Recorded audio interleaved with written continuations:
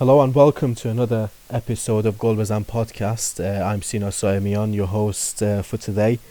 I'm joined by one of our regular panelists, Pejman Pars. Pejman, it's good to speak to you again. Hi, Sina. Nice to be back. Lovely to hear from you and the new guys. Thank you, Pejman. We also have, as Pejman mentioned, we have two new contributors to the podcast. So I'm very pleased to welcome Otbin Muayyedi. Otbin, great to speak to you. Great to have you on. How you doing? Hi, thanks, Sino. Yeah, great to join you guys and get involved in the podcast. Perfect. Thanks for having me. And Samson Tamijani is also joining us from the States. Samson, you okay? Yeah, I'm happy to join y'all. It's I've heard a lot about y'all, and I figured it'd be useful to add in what I have, because I mean, me and my whole family followed Team Millie for a long time, and yeah, I'm just happy to put in anything I can offer. Perfect. So we'll get started. As you all know, Iran under 20s qualified for the World Cup this summer, which took place in South Korea. It was the first time that we qualified for this tournament, I think, since the 1970s. So it was long overdue. We qualified for this tournament having played in the AFC Under 19s Championship last year, which became fourth in the tournament. We were grouped with Zambia, Portugal, and Costa Rica. We came bottom of the group with 3 points, so we were knocked out. But first question, I'm going to come to you, Pejman, is going into the tournament, what were your expectations of the team, and what were you expecting for this team to achieve? Well, I was actually hoping for a qualification because, in when you're playing this kind of tournaments, being Portugal or being like one of the bigger teams don't necessarily mean that you're actually one of the better teams at this level. And seeing the Iranian squad with some really interesting players like Shekari, I was like, well, maybe there is it's our time to shine at this kind of level. So that was my expectations before the tournaments, and even after the first game as well.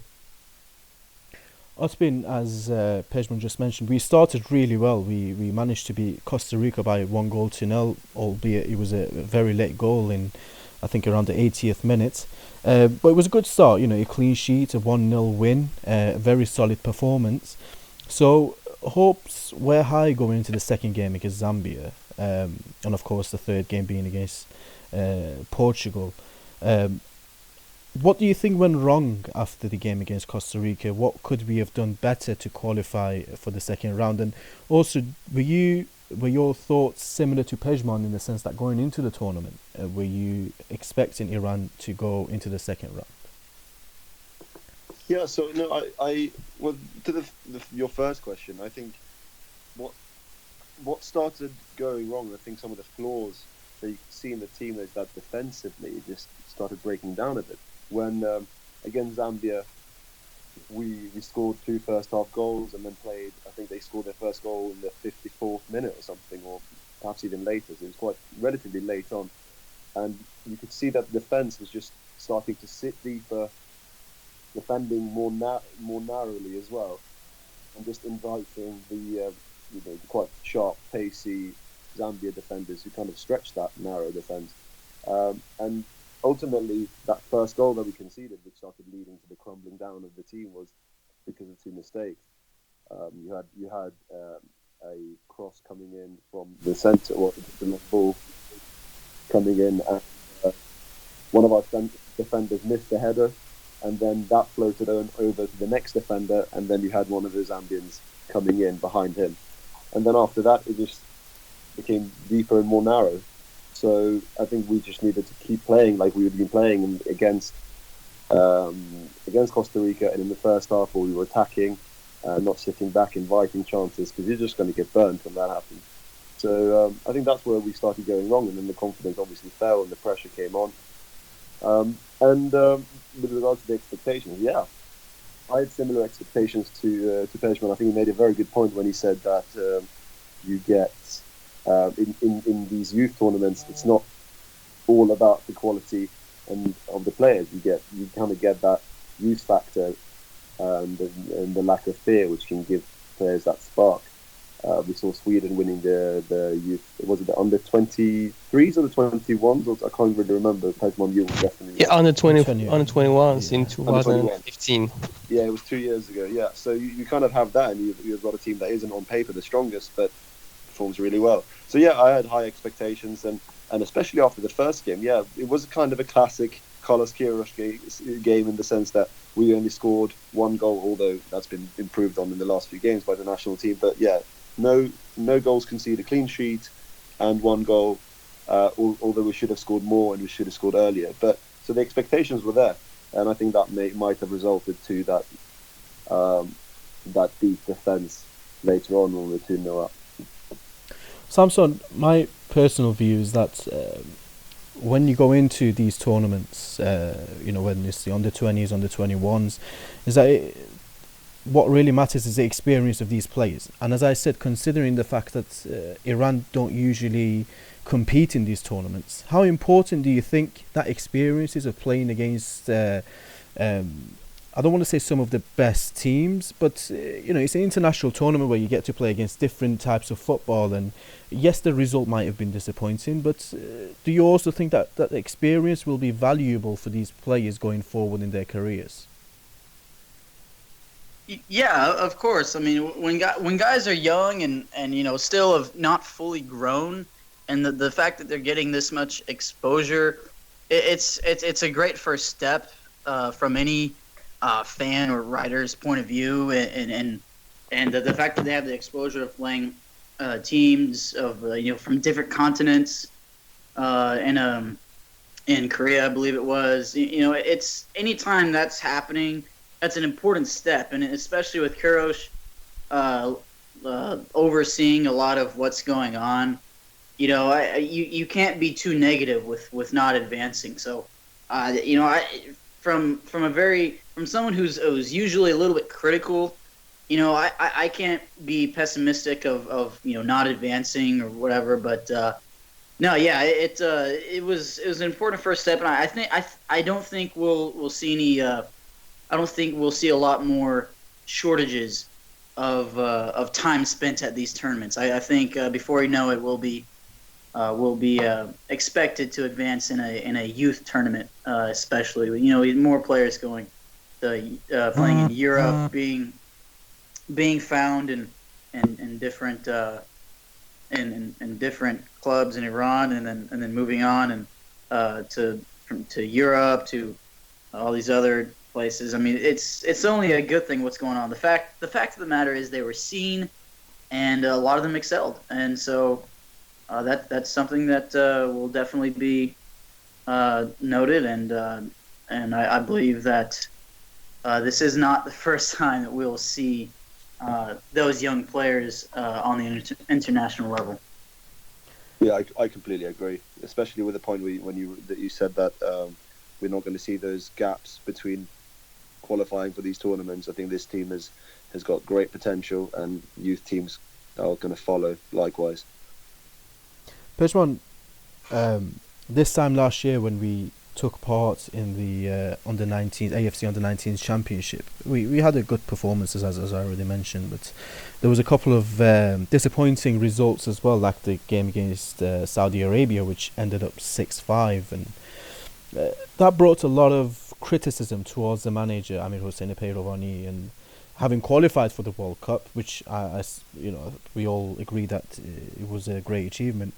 Some people were calling for him to go, and the FA should bring in someone with more experience of dealing with these tournaments to come in. Having seen the performances and the results in the World Cup last month, are you still in the camp that we should have changed the manager? Maybe he wasn't up to it tactically. What are your thoughts on that? Well, first of all, I mean, I don't know why we only bring in Peirovanis for the youth teams. We had Gol Hussein, the older brother, and now we have the younger brother, and sooner or later the Afshin Pirone will probably get a youth team as well.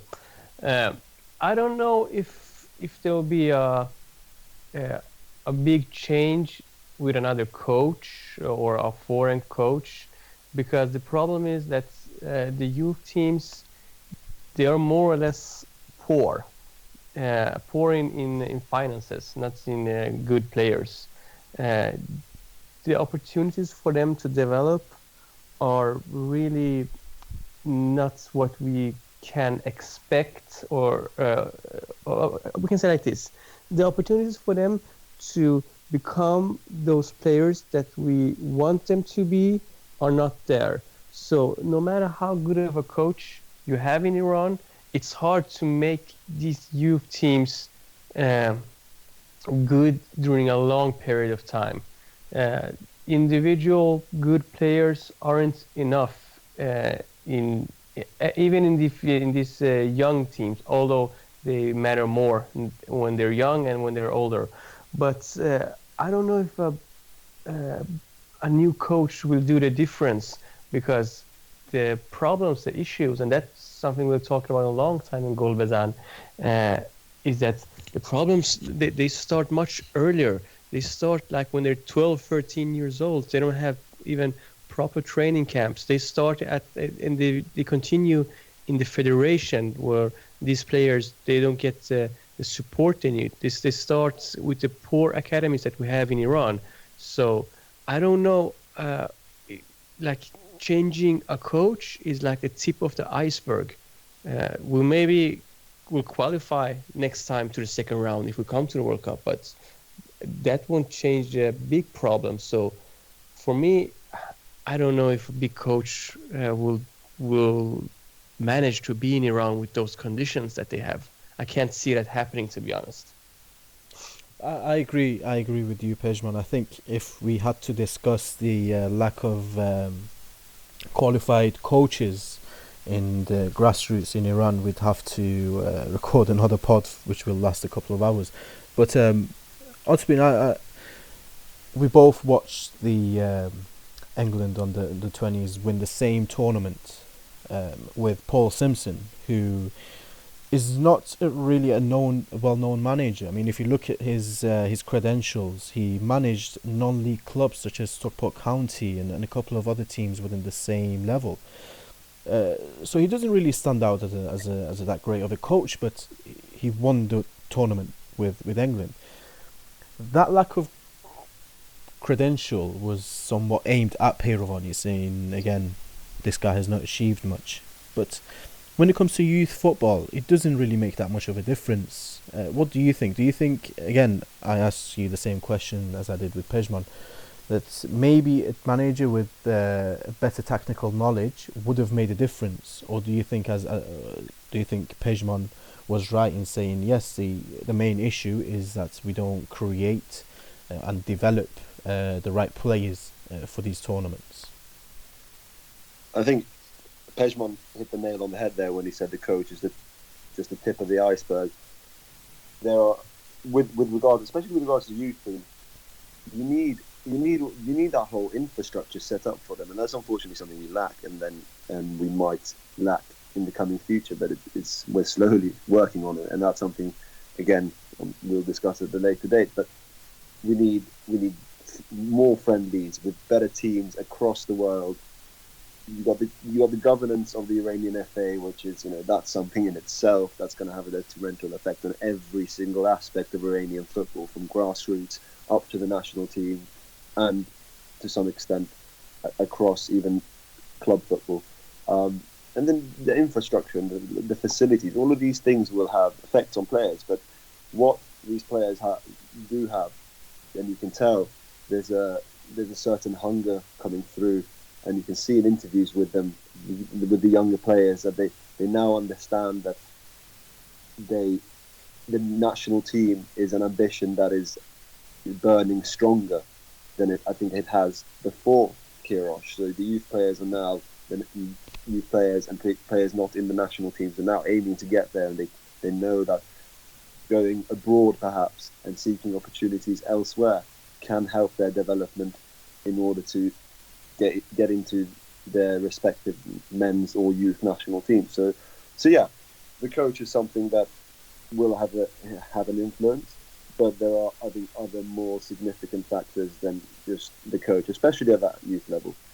We need to start thinking about the development and the exposure that they get. But we have seen that the tactics weren't quite there against Zambia in particular. So yeah, and that's entirely on the coach. So perhaps he didn't quite make the right decision. When we were at half-time, I don't know, something must have happened at half-time. We were 2-0 up. He must have just said, I'm guessing he told them just to sit back, because that's not how the team plays naturally, or that's not how they played in the sort of 135 minutes in the first half of the Zambia game and the Costa Rica game. So they sat back, and unfortunately we got bit. Yeah, so I think that's some influence, but there's other things at play as well, other than the coach. Samson, Atbin just mentioned something that really stood out for me about the game against Zambia and the mistakes that Peyrovani might have made, which cost us the game at half time. How important of a learning curve do you think it is for our coaches as well to go through these tournaments and learn, not just for the players, but for the coaches to go through this process and come back to Iran and share the experience and the knowledge that they gained during these competitions with other coaches? Well, yeah, that is a good point. I mean, from the broad view, I mean, these coaches get to know these players for how long, if I may ask? Like 10 months, 16 months, maybe the maximum. Depends on how long they're there. So, I mean, these are coaches that don't know these that aren't, as personal with these players for a long period of time, and the fact that they're still developing says a lot on if they weren't familiar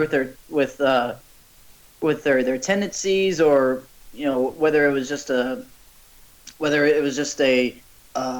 tactical mistake at the later in the half. But from the broad sense, you have to realize. I know this is poking back at what you guys were talking about a few minutes ago, and you raised up an excellent point about the development from the younger age and at the with the lack of facilities that these younger kids will have.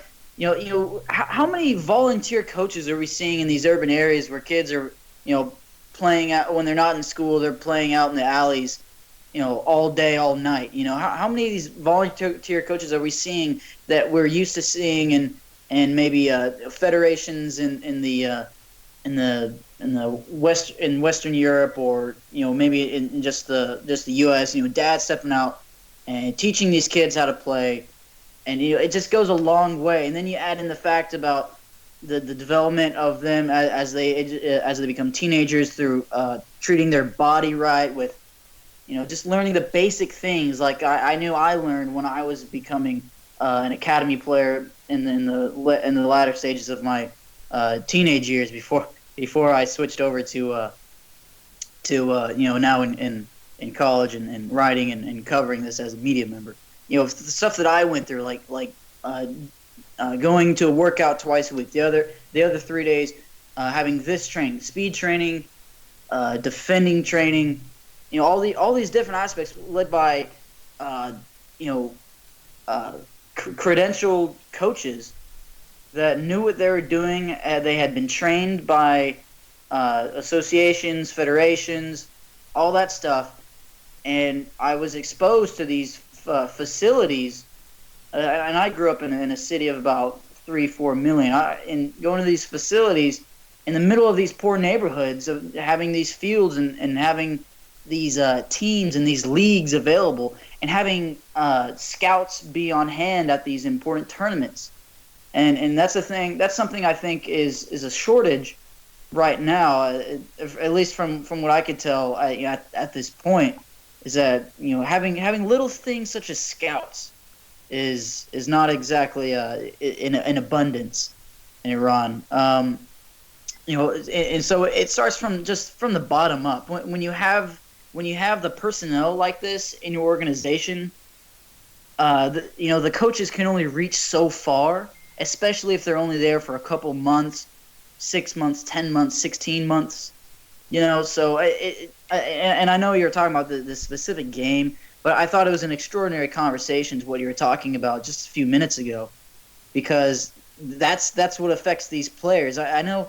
I think there was a U14 team that a former Team Elite player took to Germany that was in a tournament. Guys, if you could clarify on that. FC Kiar, which is Mehdi Madavikia's youth academy, and he's got a couple of former players involved in that as well, such as Edmond Bezic. So yeah, he's doing great work there, taking them not just to one or two tournaments, but they constantly go around Europe, and I'm sure Pejman can provide more information on this. They go to Sweden very regularly and play in different tournaments that take place there. Yeah, with them, it doesn't take just one of those teams from this area that Matavikia and his associates are reaching towards and finding these kids. It takes thousands of these kids competing for these spots, thousands of these kids throughout the cities, throughout the rural areas, having the resources of coaches and scouts seeing them at such an early age. That's what's going on in England, I'm sure. It's what's going on in the U.S., I know for sure, through this program called ODP. I think they call it like Olympic Developmental Players or something like that. But the equivalent of that with the Iranian Federation is definitely going to give our youth programs a huge boost. And when Kiros first came in, he didn't have that. So he was reaching out to a lot of international players. And I thought it was funny, similar to what Klinsmann was doing in the U.S. with players that are exposed to European ties and getting valuable resources and playing time. That's what Kiros did, and that's how we found Guchanajad and Dejaga and several other guys. And now he's being able to have the system put in place in Iran, and I think that's it's doing great work. But like we said, one team led by a player of enormous cred like Matavikia, founding one team, it's going to have to take a lot more than that. Although we're at a good start, I believe. Yeah, I agree. I think it's a process, and we don't have the same budget. We don't have the same support as many of the other footballing nations, or even some of the rivals. Right. But volunteers, especially if you find these, the culture in Iran is especially just very exuberant with adults, with dads, and it's little things like that really jump start it and get the exposure out there with So but listen. This is it. We have Iran, we have these facilities, and we have these players, and we have these opportunities. I mean, it's really, to be honest, even for me, it's really easy for us to say that Iran have to develop this and that. They have to put more money on this and start great academies and doing this and that, and they will be great. I don't see that happening anytime soon. And to be honest, I don't know if you guys actually believe that too, even if we have like a coach in Karish that tries some of that, but still he's been in Iran in 6 years, and he every now and then threatens to leave because of these problems, and he's like the biggest coach in Iran with more or less a lot of power. So I don't know, I think that we should, I don't know if it's worth talking about. What we should talk about is how can we try to do the best with what we have, and that's not for us really to answer. I really like the conversation, and I really want to keep it going, but we already discussed that we're going to do another podcast on youth development and grassroots alone, and the plans that Kairush has put in place recently in the last couple of months, and what that would mean for Iran within the next 20 years.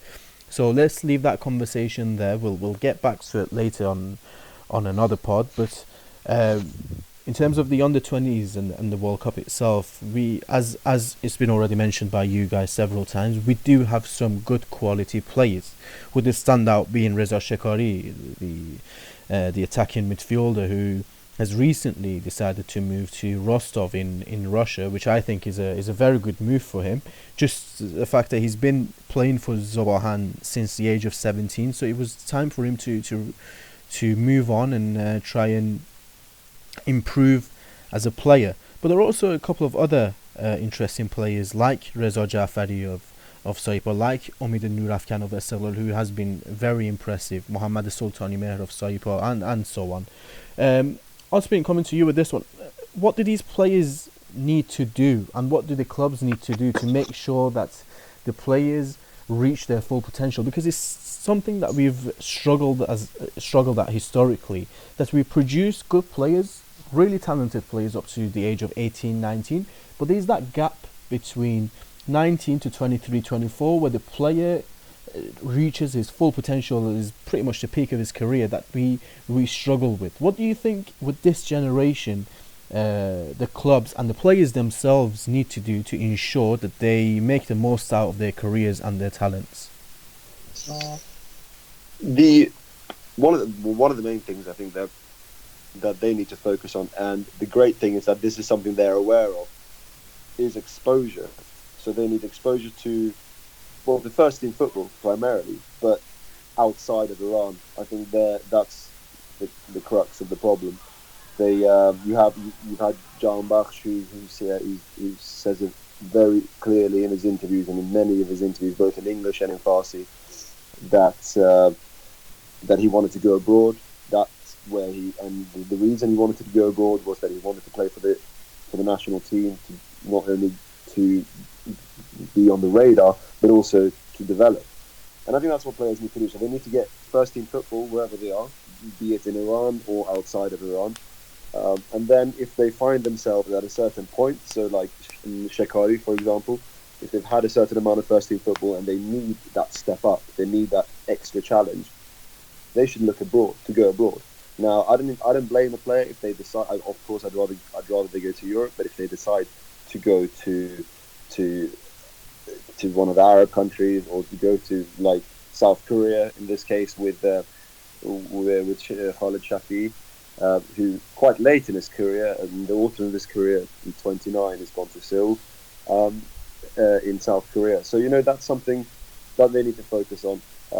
Shafi said himself that just in May, before his transfer went through, that he was asked why Iranian teams haven't done as well in the Asian Champions League as some of their other rivals, and he says that one of the main reasons, as well as this the lack of the weaker finances, he also cited an ambition to leave Iran by young players as one of the reasons. And I think that's a good thing. And I think with now players see Can Bakhsh, they see Azmoun, they see Ezzatollah, who went to Atletico Madrid in the C team, as in their youth development team, at what was it, 16, 17?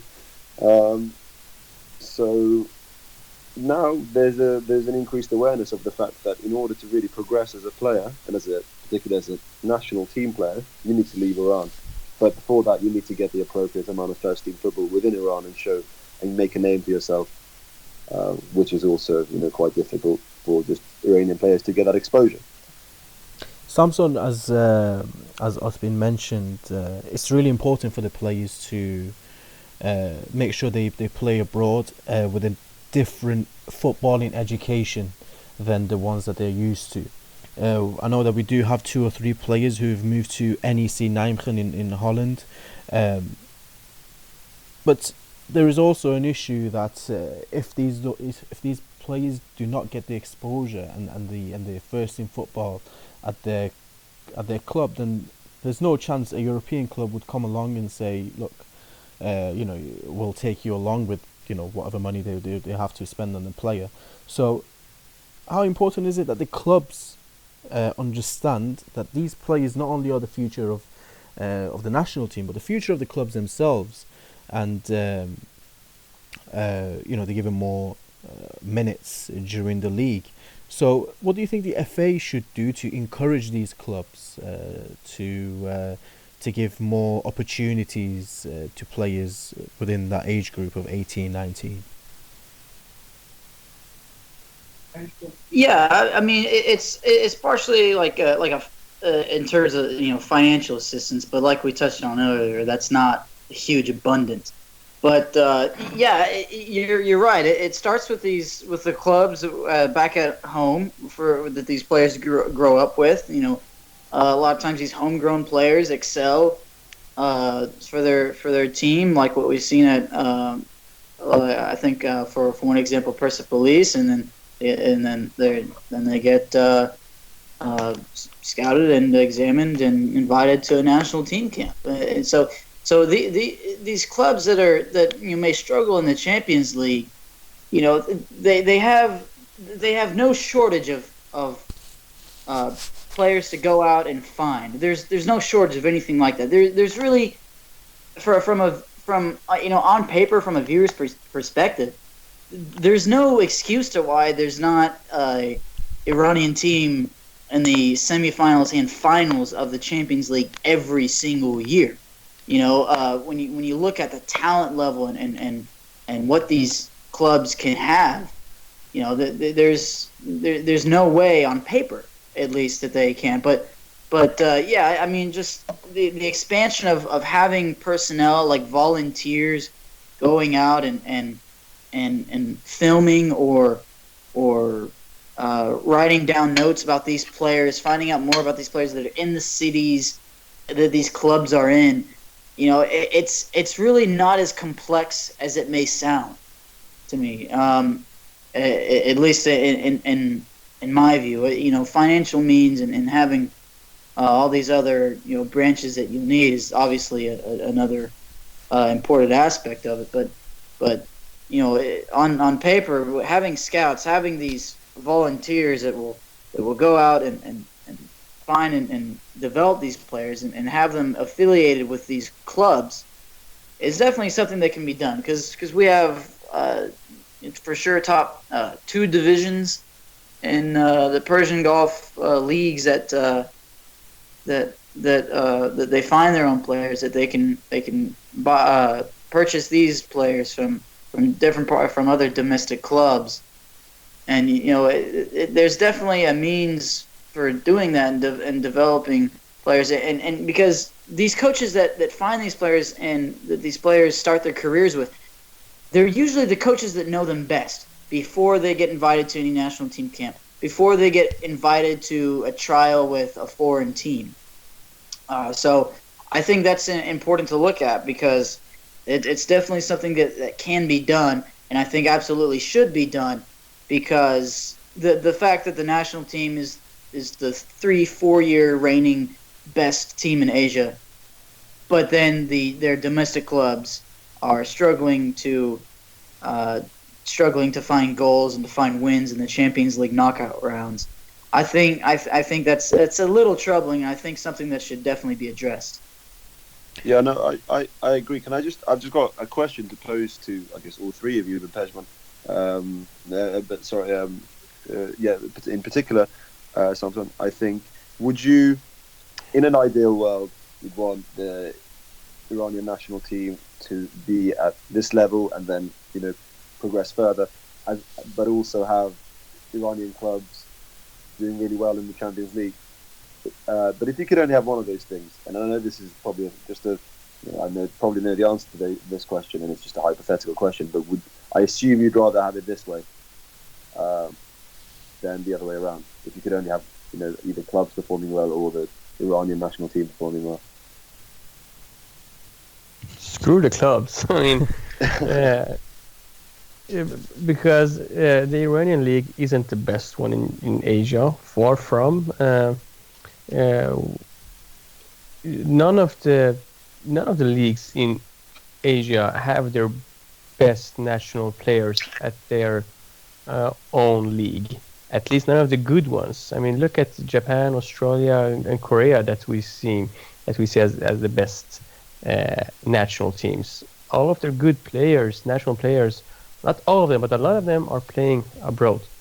You can't talk about Saudi and these Arab countries that they stick to their own leagues because maybe they're not good enough or they get a lot of money. I think it's a combination of both. Yeah, Uh, I agree. Yeah. so But the national team every day for me. there's also a difference in terms of between Iran and countries like Japan and South Korea. Iran, in club football, they do have the money. They do have the money. Look, if you look at the money that they spend just on wage budget alone on these players, it's ridiculous in comparison to the quality. But the difference is that South Korea and Japan spend the same money, but they spend it on youth development. They spend it into grassroots and their academies. So when the players, obviously develop, then they sell them on for a profit. In Iran, we spend that money on players who are already well into their 20s. Okay, you're never going to get anywhere with that kind of mentality and that kind of approach. The clubs will never improve, and the football will always stay on the same level. So the FA needs to bring in an incentive for these clubs not to spend that much money on players who are already developed. You need to start. We need to start spending that money into youth academies. I've listened to many coaches in Iran, managers and coaches, first team managers and youth coaches, that the difference between what a first team manager is paid in comparison to youth coach is absolutely enormous, and that gap needs to be shortened. There needs to be an incentive for the coaches as well to get into youth clubs. Otherwise, if I'm a coach, I'll be, of course, I have a family to support. I need the money. Where is the money? It is in the first team. So there's literally no motivation for me to work in youth academy. So I think that's one thing that also hinders the clubs in the long term, in the bigger picture, when it comes to things like the Champions League. Also, when you don't have a great league, it encourages players to move abroad, as we have seen. Look at countries, even in Asia, like Saudi Arabia, or even China, or in Europe. Look at the Russian league. How many players in the Russian national team play abroad? None, because they get paid so much money, and there's so much money involved in the Russian league that there is no motivation for the players to go and play in other European countries. So maybe there is a lot of let's say benefit into the league not developing, but that doesn't mean that we shouldn't try our best to make sure that the clubs are performing at the levels of other Asian countries. But I don't know if you guys agree or... No, I think I would definitely agree with that point. As I said earlier, I think that ambition of moving abroad, moving to Europe, is there, and it's growing, and it's coming into players' minds at a younger age. So, and that's what we need.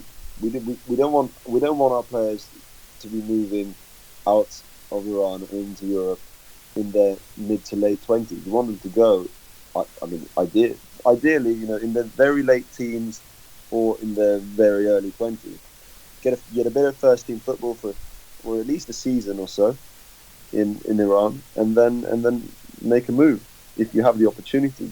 I think that's what they should do, and they should take it. And that's what I think that fear that might have existed in the past of moving abroad, which you can understand completely. And that might have dissipated somewhat now that players have seen Downbach and Ezatollah and Tirosh saying himself that he wants players to move.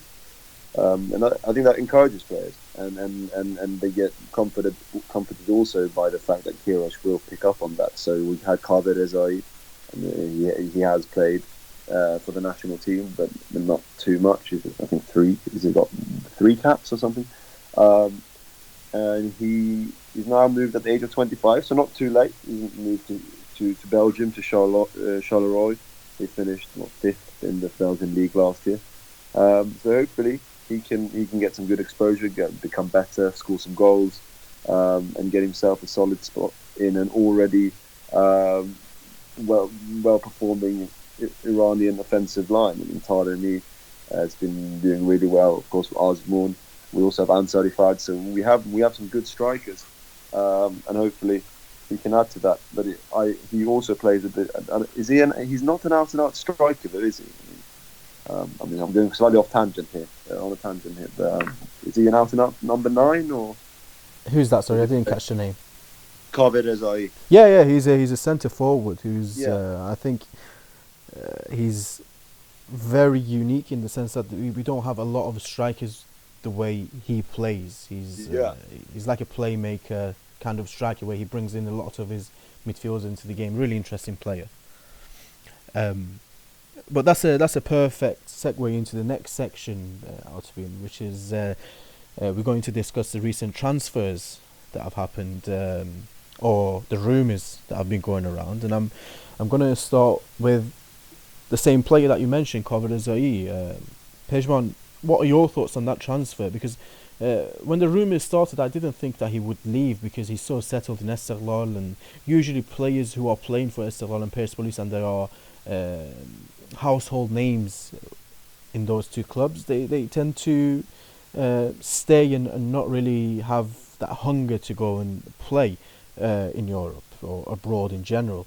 So how impressed were you with that decision, and how do you think he will do you think he will succeed in Europe, or do you think it's going to be a case of like a Ramin Rezayan last season where he decided to come back, or even like Sajjad Shahbazadeh who only stayed in Turkey for a season? Well, I was surprised and shocked, actually, to be honest. I mean, Gol Bezan have been a special player ever since, like he was in the under-17 World Cup or something like that. He started off and became a name from himself, and it took some time for him to develop in the Iranian league, and now had a decent year at least in Esteghlal. For me, the surprise was not for him only going to Europe, because hopefully more and more youngsters are going to Europe, just as the guys said, and that's a lot of due thanks to Queiroz, and I think he sees that opportunity to at least be in the World Cup squad. But we don't see so many Iranians in Belgium. I think we have like my man Yazdani back in the time. That's right. Same club as well. Same club as well. Yeah. There are some Iranian connections there, but these kind of clubs, a lot of European countries and clubs are kind of afraid of bringing in Iranian players because they don't know what they get. They're not used to them. They don't know what to expect of when it comes to mentality, when it comes to dedication, when it comes to being a professional athlete. And also the language itself. That's why these countries, they have a lot of players from Morocco, from Africa in general, and Brazilians are everywhere, so you don't even have to talk about them. So the club is taking some risks with bringing in a striker also. I think that Rezaie will get his chances and his opportunities to play for Charleroi, I think it's pronounced something like that, in Belgium. He needs to take them quite fast because he's far from unreplaceable. He's not the guy they will count on. I don't think that's why they bought him. I think for Kave, it's a good decision in terms of being a football player and also in terms of growing mentally and having the guts, so to speak, to leave Esteghlal isn't easy, because for many Iranian players, that's like the peak of your career. You can't top Persepolis and Esteghlal. So all respect to him and his choice, and I hope he'll do well and hopefully earn himself a spot for the squad in 2018 World Cup. Samson, considering Gol Bezan's move to Belgium, looking at it, for me it seems like he's really desperate to be involved in the national team. Having seen Karim Ansari Fard, Sardar Azmoun, Reza Ghouchab Nejad, even Mehdi Taremi really cementing their place within the squad. That's what I think. That's what's motivated him to move to Europe as an attempt to force his way into national team plans within the next 12 months ahead of the 2018 World Cup. But also another player who I feel has done the same thing is Khalid Shafi'i, centre-back from Traktor Sazi, who is, in my opinion, one of the most underrated centre-backs in Iran. And he was heavily linked with Esteghlal. Everyone thought he was going to sign, and then suddenly he turned out with FC Seoul in South Korea, which is, I think, one of the most surprising transfers I've ever seen. But it's very impressive to me that he's taken that risk. Considering that Queiroz is looking for another centre-back as well. Of course, we've heard the rumours that Ryan Tafazoli of Peterborough in England has been linked to switching nationalities to Iran. I think one of his parents is Iranian. Do you think this could be a very crucial move for Khalid Shafi'i, and we could possibly see one of the defenders who will play for Iran this time next year in the World Cup? Yeah, I mean, the thing to remember here is that Queiroz says he picks the best players of Iran at that practice, at that game, to be the starters. So I think it's important to remember for these guys trying to get ahead and trying to get trying to get a good reputation, and the fact that these guys, their ambitions are high, it says a lot. And it is. I thought it was a little bit. I guess funny that he signed with FC Seoul. I can't remember. Unless I'm wrong, I think the only other Team Elite player to sign with the East Asian team has been Porlaganji. But that was a few years back, and he went back to, I think, Qatar, and so. But yeah, in terms of Resign going to Belgium, is it that? Yeah, because of Guchanajad, because of Azmoun, and several of these other guys getting big reputations in Europe, and and that opens the door for these guys to try to really to make their case as good defenders or good forwards in Europe, and I think it does give them some leeway with coaches and consideration because of that reputation that the national team is building, and these up and coming guys can use that as an asset to make their case to Queiroz, because I mean he definitely knows these European leagues cultures and what they expect and what these guys are trying to do. So I mean, what one can hope, I mean, the more competitive the field gets for these players trying to make the roster, the better. And especially if we get to schedule more of these friendlies, as what Queiroz has on his wish list. I think he said like upwards of like 10 friendlies or something like that before the 23-man roster is released in next June.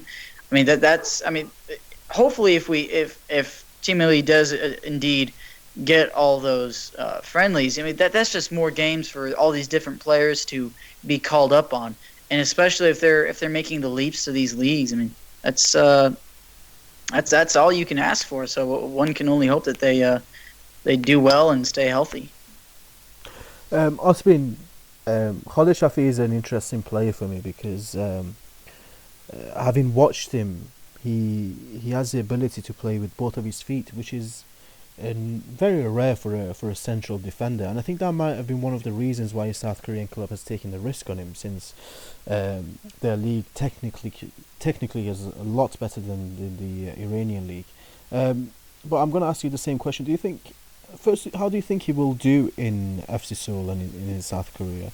And do you think this could be a move that not just forces him into the squad, but with the aging of Pejman Montazeri and Jalal Hosseini, do you think he could really push himself for a starting spot if he does well and he succeeds in South Korea? Well, I think he wouldn't have made that decision to go to South Korea without really thinking about it. He's an experienced footballer. He's 29, so he also knows that this is probably his one of the. Well, I mean, he'll have a few years, but he's now in the peak of his career. So I think he is confident that he can perform, and we have seen him perform well.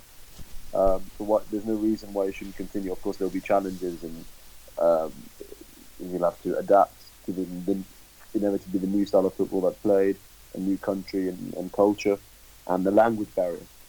But he clearly has thought through all of this, and he wouldn't have gone unless he was confident that he could manage.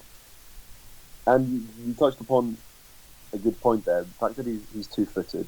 We've seen more and more how teams, how managers and coaches and just expect the players to be able to play with the ball at their feet.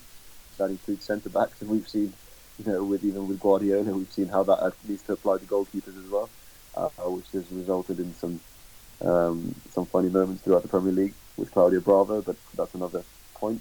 But yeah, no, I think he can perform well, and linking that through his potential to make a name for himself in Team Melli. Yeah, absolutely. Why not? He's now going to be on Kiros's radar. I'm sure Kiros is going to keep up with his progress, or perhaps go watch him or send one of his staff to do so. So yeah, absolutely. Kiros, as I said before, Kiros has said himself that he wants players to move, ideally to Europe, is what he says. But a move abroad, regardless, is going to put the spotlight on you, and now that's a platform on which he can hopefully perform.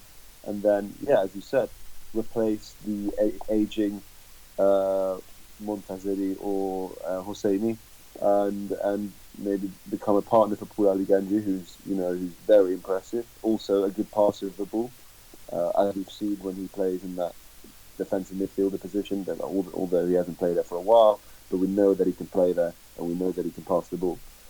So yeah, I think it's looking good. Hopefully he can perform and get himself that spot and give some competition to the current centre backs. As Samson said earlier, competition is just going to breed better players for the team. So if we can get more players, better players with different experiences involved, that's great. Pejman, there's two other interesting moves that are happening. One is Ehsan Hajsafi's 99% signature for Panionios, the club that also has Masoud Shujai and is Kariman Sarifa's former club as well. Hajsafi has decided to move to Greece. We've seen him pictured at the airport with the Panionios scarf. So it's almost a done deal.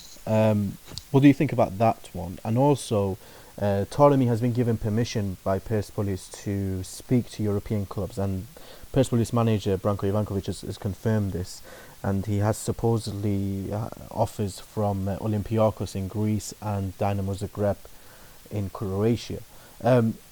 What do you think about these two moves, and specifically with the Ptolemy one, since he had a failure this time last year with his move to Turkey? What do you think? How do you think that one will develop? Yeah, well, starting off with Hajsafi with 99%. Usually, I'm always trusting that 1% when it comes to Iranian transfers, but hopefully, I'll be proven wrong because we've seen him in the airport in Greece. So, hopefully, he will get a contract and everything goes well. I think it was to start with Hajsafi, it was a wrong move from him coming back from Germany. Although it was the second Bundesliga, but he was a regular player. I'm sure some other team in the second Bundesliga, or maybe a lower team in the first Bundesliga, would be interesting to sign him. I don't know why he wanted to return to Iran. Maybe these guys miss Iran and the fame and being like semi-gods too much. I don't know, so I won't say about that. But I'm glad that he chosen once again to leave Iran, because he's too good, in my opinion, to be playing in the Iranian league, but he's not good enough to think that he will earn a spot in the first 11. So with some European experience, maybe that can change. Um, with Taremi, it's quite interesting because what he and Ramin Rezayan did in Turkey was really embarrassing. And what he did when he returned, he was like almost crying and begging for forgiveness. I mean, who the hell are your advisors, and what are you thinking? What are you doing? I mean, I don't know if this guy is lost or he's just a nice guy people keep fooling and making money off. I don't know, but he's now given a second chance because he had a really good season in Persepolis and also in a national team. He scored vital goals and he's got a really good record. So for Taremi, he should really this time make a wise decision if he will be offered a contract somewhere. I think Olympiacos is not suited for him. They will have they have the budgets or at least the ambitions to play regularly in the Champions League and advance to the second round. And then I don't know, trusting all their money and leaving all the money on Taremi is kind of a risk. Dinamo Zagreb is also one of the biggest Croatian clubs. But then, at least they have maybe Branko Ivankovic giving him some praise and building some trust there. Whatever he does, I hope he won't end up in Qatar. I mean, I'm glad even if he goes to a really weak league in Europe or in or a weak team as well. It doesn't need to be Belgium and Holland, although I think he's good enough for that. But at least leave Iran and develop somewhere else. I hope it will become true, and I hope really that he will find a club that he can grow mentally, because I think mentally this guy really needs some professional football help, not professional help in general, but professional football help to become that killer that I think he has in him. I agree with your final points on his mental strength, but Samson, I spoke to a Croatian journalist recently, and he said that Dinamo Zagreb have actually spoken to Branko Ivankovic about a recommendation from him over Mehdi Taremi and what his thoughts are. So there seems to be a serious interest from there, which I think is probably the best option for him, considering Dinamo Zagreb, similarly to Persepolis, are the biggest club in Croatia. So that sort of playing for a big team, it kind of suits him. What do you think about that, and what are your thoughts? Well, I mean, he knows how to score he knows how to score goals, if I'm correct, and any exposure that he's getting, especially from a good team in Croatia, can only do good for him. I mean, the more diverse level of playing that he's exposed to, the better, because he's a player that can definitely benefit from that and grow more, because he has a long way to go in his development, but he's already I think a good player. So I think why not? And I think if they take the bait and want to sign him, then I think he could definitely compete for a starting job. I mean, it's not there's not they're not overwhelmed with talent over there, and especially with the guy that scored some goals for Iran. I mean, why not? Right? In theory, it could work, but you never know how these things go. But it does help with the connection with Ivankovic, telling them what's up. So I definitely would hope that communication goes well, and that he can that there can be something there, because I mean, why not? Yeah, I think you guys make a good point. It would be a move to Dinamo Zagreb would be good. One of the strongest, if not the best team historically in Croatia.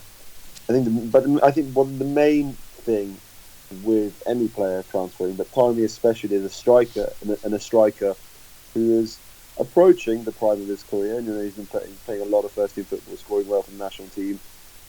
But he can still develop. He's still young enough. Only 24. He's 25 quite soon. The most important thing for him is to get first team football. So whether that, he needs to be in the starting lineup, scoring goals, whether that's in Dinamo Zagreb or one of the 5 top Greek clubs that he's been linked with, he needs to make sure that he goes somewhere where he's guaranteed first team football regularly. That's the main thing, especially at that age. He can't be spending any time on the bench. He needs to go somewhere where he thinks he can play as much as where he's insured to play as much as he can. Talking of strikers, another striker who's had a long summer of transfer sagas and rumours is Sardar Osman, who has been linked with a move away from Rostov. We all thought this is the time for him to move to Western Europe and play in one of the top 5 leagues, which he has the ability, of course. But in the last few days, there's been some surprising developments, and we saw him turning up at Rubin Kazan's training camp in Austria, and he was pictured in the club's training kits, and of course his mentor Korban Berdiev has recently taken charge of Rubin, so that clearly has had an impact on his decision. But again, it's not his move hasn't been confirmed by anyone, and in the Italian press there's been rumours of Lazio making a bid for him and getting in talks with Rostov for his transfer. So there's a lot of stories going on around Osman's future. But Otman, coming back to you on this, what do you think would be the right move for him at this stage? Do you think staying in Russia, which clearly he's loving life in Russia, do you think that would be a wise choice for him, especially with Rubin? Or do you think now is the time for him to really take that risk and move to West Europe? So I'm going to be honest. When I heard that he was in talks with Rubin Kazan, I was absolutely flabbergasted. I mean, I just couldn't understand why it didn't make any sense. Apart from, as you said, Berdiev is someone who's clearly quite attached to. They're both of Turkmen origin. Well, Berdiev is from Turkmenistan, so I can understand that. But it seems the backwards move. The fans didn't seem to like him the way he left when he went to Rostov. There was all of that sort of the legality of that transfer was brought into question, and he went to the courts. But I think in terms of from a pure footballing perspective, I think it's the wrong move. He's now at the right time where he needs to step up and go to the next level, and going to Kazan would be a step down. With Kazan, he had Europa League experience. He's had the season before last a great run in the Russian league where they finished second and could have won the league up until the last game day. And then he had a good Champions League experience this season with Rostov. Scored against Atletico Madrid, scored against Bayern Munich, and made Boateng one of the best defenders in the world. Look at the fool. And before that, he scored against both Ajax and Anderlecht. So his name is out there. People will know about him, and hopefully these rumours of Lazio, which were in a few days, 3-4 days ago, Football Italia, a well-respected platform for Italian football news, wrote that Lazio were interested, having lost out on Borini, as he is now gone to AC Milan, Fabio Borini from Sunderland. So that would be a good move. I think that would be a very good move. Hopefully, I don't know how much substance there is in that rumour, but it's definitely, if it's on the table, it's definitely something he should pursue. He can be. We will all agree on that he is the best striker Iran has had since Ali Daei, and we haven't really had anyone perform even half as well as Ali Daei since he retired in that number 9 position. I mean, we've had Muchanajad for a few years, but still, Osman needs to now step up and really take himself to that European level where he is getting not only playing in a top club and by in a top league, and by that I mean one of the top 4 or 5 leagues in Europe, but he also needs to play for one of the better teams in those leagues, get himself European football, international European football, and just become a better player. Pejman, as has been said, his record in the Champions League is great. You know, we saw some fantastic performances against likes of Bayern Munich and Atletico Madrid, but his goal scoring record in the domestic league for Rostov is not that impressive. And I feel like this is what's been putting off some of the European clubs from making a move for him. But also, it's been said that it would be a step down for Osman. Sorry, I lost connection. Could you please tell me the question again? Yes, of course. I said he had a great record in the Champions League with some great performances, but his goal scoring record in domestic league wasn't that impressive. But going to Rubin, I know that Outbeen said it would be a step down, but I look at the Rubin Kazan squad and I feel like there are better players for him to play with. He'll be surrounded with much better players such as Alex Song, Jan Envia, Karadeniz, you know, much better players than what he was playing with at Rostov. So maybe it doesn't seem as bad of a move as it might come across as first. What are your thoughts? Well, in this question, I think a lot of us tend to think with our hearts rather than our minds, and I think we all love to see Osman in a bigger and better league and club as well. So moving once again domestically in Russia is kind of frustrating for us fans. So I'm trying to understand him as a football player. And the football player Osman is like in Russia. I'm now at least a well-known name.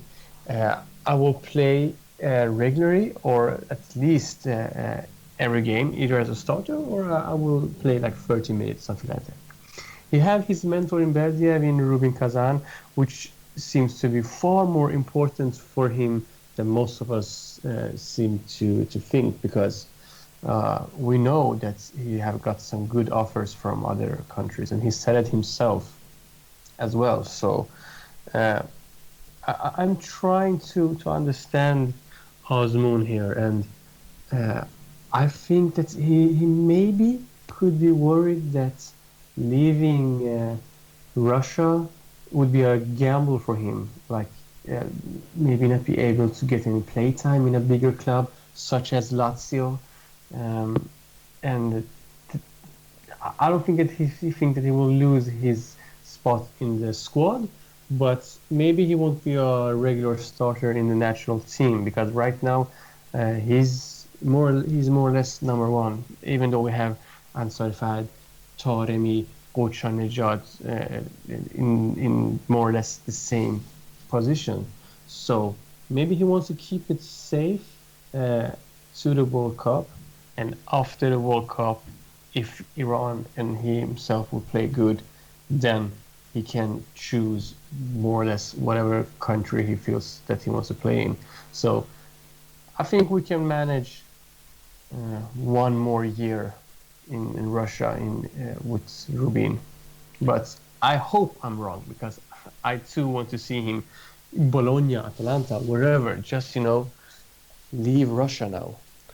I have a really interesting quote here. I mean, there was, after he was seen at the Rubin Kazan training camp, there was a lot of made-up rumours in Iran that he has a contract with Berdiev, and this is the reason why he's moved to Kazan, which of course is untrue. But it brought out a reaction from Osman, in which he gave an interview, and one of the quotes is that there is no 10-year contract with Berdiev, but I have a lifetime contract with him. I owe him my career, and I'm willing to follow him wherever he goes. So that's for me, that's really interesting, because that shows that even if there is an interest from Lazio, from any other club, that he's really willing to move with Berdiev willing to work on the bed, yeah, because he's enjoying it. So for me, when I read that, there's really no doubt in my mind that the move to Rubin Kazan will go through. But what are your thoughts, having heard, of course, the quotes from himself, but also what Artsbeen and Pejman had to say? Yeah, I mean, I think it's important to note that he's still 22 years old. So I think he's still far from his prime. His prime can last in the next 5 years, 6 years or more. But I think if you want to think efficiently, to not be too greedy, I guess, and land in a big team right now, maybe not be able to get as much playing time, and then in preparation for a World Cup year, I think maybe he could spend one more year over there, and I think one more year could definitely be enough to sign with a bigger club. But I mean, right now, I mean, anything that's getting him in decent, that's keeping him in good shape and making sure that he's not losing his spot as a consistent starter with Team Ali, or having any fallouts or injuries, then I think it's not. It's not something to be worried about per se right now. Now, if this is going on again next year, where he can't, or he's not actively trying to sign with someone else like a Lazio or anyone else, then I think he needs to make the leap. I think Kiro should give him some guidance, but I mean, if he takes one more year, I wouldn't be upset about it. But if he does indeed land at Lazio, if it's a good deal for him, he would get good playing time to compete. Then that would obviously do wonders for him in a perfect situation.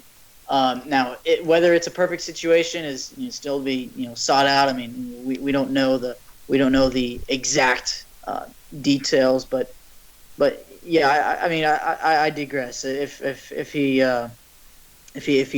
wants to stay there for one more year, I think that's okay. But I don't think his future and his prime lies in the Russian league. That's perfect. Thank you very much, guys. That's all we have for today's episode. Of course, I'd like to thank Pejman Apars and our new contributors, Artsbeen Mayedi and Samson Tamijani, for their fantastic insights. But let's keep the conversation going on Twitter. You can tweet us at Gol Bezan. That's GOLBEZAN. Guys, thank you very much for joining me today. Hopefully, first of many podcasts that you guys will be coming on. But that's all we have. Thank you for listening, and until next time, goodbye. Yeah, thanks.